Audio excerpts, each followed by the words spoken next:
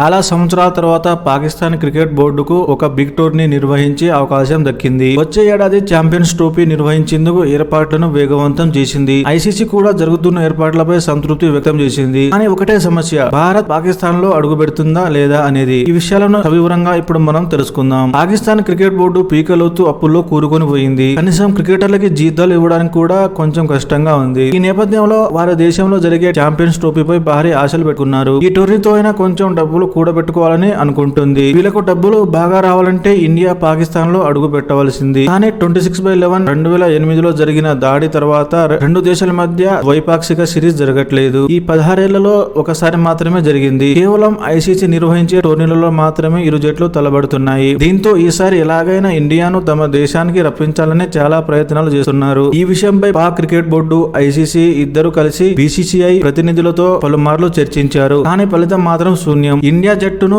పాకిస్తాన్ పంపాలంటే భద్రతా ఏర్పాట్లు కత్తి మీద సాము వంటిది. దీనికి తోడు మన కేంద్ర ప్రభుత్వం ఒప్పుకోదు. కానీ పాక్ బోర్డు మాత్రం పట్టు విడవకుండా ప్రయత్నాలు చేస్తుంది. బీసీసీఐ మాత్రం టోర్నీ ఇంకో దేశానికి తరలించాలని చెప్పింది. కానీ ఈ ప్రతిపాదనను ఐసీసీ తోసిపుచ్చింది. అంతేకాదు ఐసీసీ వారు పాక్ లో పర్యటించి జరుగుతున్న ఏర్పాట్లపై సంతృప్తి వ్యక్తం చేసి ఈ టోర్నీ పాక్ లోనే జరుగుతుందని స్పష్టం చేశారు. దీంతో కంగు తినడం బీసీసీఐ వంతైంది. ఒకవేళ టోర్నీ పాక్ లో జరిగితే భారత్ ఆడే మ్యాచ్లు మాత్రం హైబ్రిడ్ పద్ధతిలో నిర్వహించే అవకాశం ఉంది. కానీ పాక్ మాత్రం భారత్ ను పాక్ తీసుకొని రావాలని గట్టి పట్టుదలతో ఉంది. సెక్యూరిటీ విషయంలో అన్ని జాగ్రత్తలు తీసుకుంటామని హామీ ఇస్తున్నా అవి నమ్మశక్యంగా లేవు. దీంతో మన దేశం రిస్క్ తీసుకోదు. భారత్ ఈ టోర్నీ ఆడకపోతే చూసేవారి సంఖ్య కరువవుతుంది. దీంతో పాక్ పరిస్థితి దిక్కుతోచని స్థితిలో ఉండే అవకాశం అయితే ఉంది. చివరికి హైబ్రిడ్ పద్ధతిలో నిర్వహించిన భారత్ ఫైనల్ కి వెళ్తే ఫైనల్ మ్యాచ్ కూడా హైబ్రిడ్ పద్ధతిలో దుబాయ్ లో నిర్వహిస్తారు. దీంతో పాక్ బోర్డుకు ఇది కోలుకోలేని దెబ్బ అనుకోవచ్చు. మొత్తానికి బీసీసీఐ ముందు ఐసీసీ మరియు పాక్ బోర్డు తలవంచక తప్పలేదు. గత వరల్డ్ కప్ లో టాప్ 8 లో నిలిచిన జట్లు ఈ ఛాంపియన్స్ ట్రోఫీలో పాల్గొంటున్నాయి. గ్రూప్ ఏ లో ఇండియా, పాకిస్తాన్, బంగ్లాదేశ్, న్యూజిలాండ్ జట్లు పాల్గొంటున్నాయి. గ్రూప్ బి లో Australia, Afghanistan, England, south Africa జట్లు పాల్గొంటున్నాయి. ఈ టోర్నీ వచ్చే ఏడాది ఫిబ్రవరి 19 నుంచి మార్చి 9 వరకు జరుగుతుంది.